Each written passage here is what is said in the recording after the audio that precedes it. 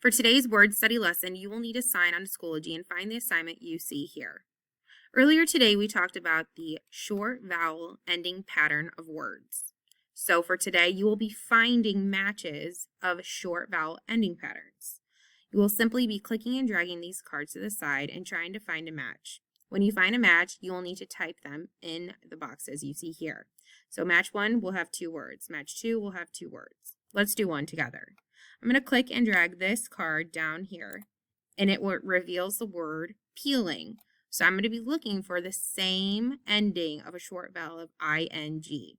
I'm going to go ahead and click this one here to see if I have a match. I do. Dropping. So peeling, ing, and dropping, ing, have the same short vowel ending pattern. So you're going to click in these boxes and type those 2 words. All you have to do is click once and start typing. I'm going to type peeling first. P-E-E-L-I-N-G. The matching word is dropping, so I'm going to click next to it and type dropping. D-R-O-P-P-I-N-G.